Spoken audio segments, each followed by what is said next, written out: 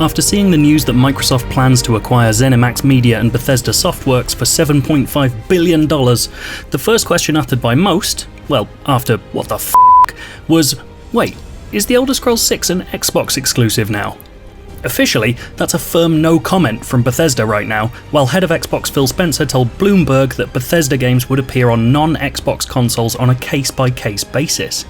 Behind the scenes, it might present the sternest test of head of Xbox Phil Spencer's philosophy of openness so far. The case for making Bethesda's games exclusive is obvious. Players have consistently made the case that PlayStation has had the better exclusives for at least the last generation, building a stable of mega hits that have undoubtedly had an effect on the huge success of PS5 pre-orders.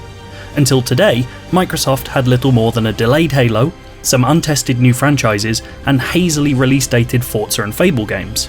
Now, should it be deemed the right approach, Xbox could also have The Elder Scrolls 6, the much-discussed Starfield, even if we don't actually know what it is, future installments of Fallout, Doom, Wolfenstein, and more. It's not a coincidence that the news came the day before Xbox Series X and S pre-orders opened. By classic games industry logic, making all of these games exclusive to Xbox is something of a no-brainer. These are some of the biggest franchises in the world, and locking them into Microsoft's hardware would likely make them an enormous amount of money, potentially even tipping the balance of the upcoming new generation. The thing is, recently Phil Spencer hasn't been espousing classic games industry logic.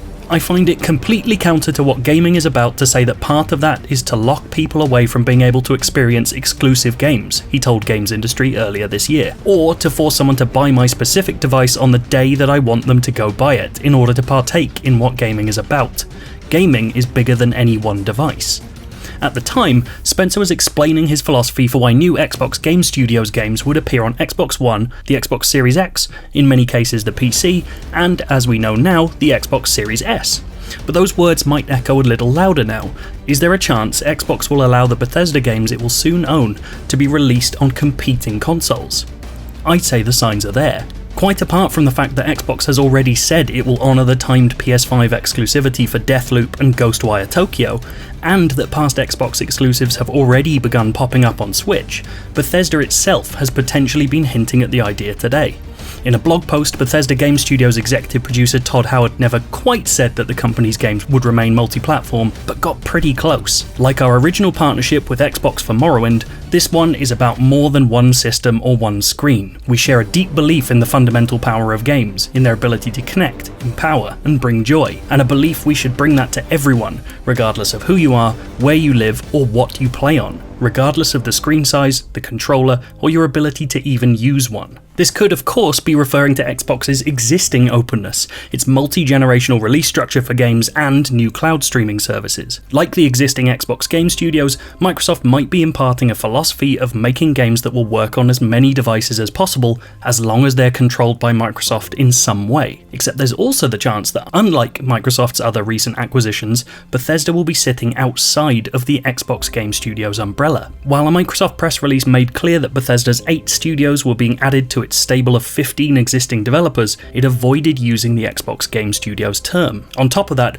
Bethesda SVP of Global Marketing Pete Hines said, "We're still working on the same games we were yesterday, made by the same studios we've worked with for years, and those games will be published by us." I've asked Microsoft for clarification on that language, but the issue of publishing is an interesting one. On its own website, Xbox lists games by its other studios, such as Playground Games or Ninja Theory, as being published specifically by Xbox Game Studios. If Bethesda will be publishing its own games after the acquisition, it could imply that the company will continue to create games for all platforms possible. So why would Microsoft allow such a thing? It might be as simple an answer as basic maths. At their largest, Bethesda's games are legitimate phenomena. The Elder Scrolls V Skyrim has sold more than 30 million copies, a feat achieved in part because it's been sold across so many platforms that it's become a self-fulfilling meme.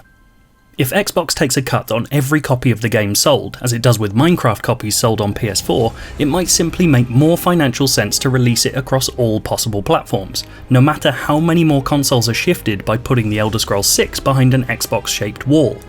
Minecraft is a good analogue in general here, a game simply too big to be removed from competitor platforms after Microsoft bought it. In fact, Xbox could still benefit beyond the simple sales cut. It's already confirmed that future Bethesda games will arrive at launch on Xbox Game Pass. To be able to tell customers that they can grab a Game Pass subscription to play all of Bethesda's games, or pay a possible $70 for a single one of its games on PS5 is still a weighty move in and of itself. To some, foregoing exclusivity might even come across as a gesture of goodwill, an opportunity for Xbox to look like the good guy while PlayStation locks its best products away. The deciding factor potentially could come down to appearances. Does Phil Spencer want to look like the man that bought Bethesda but gave their games to everyone? Or does he want to make Xbox into a newfound powerhouse of exclusives? They're both strong looks depending on who you talk to. Seeing which he chooses will be one of the upcoming generation's most fascinating moments.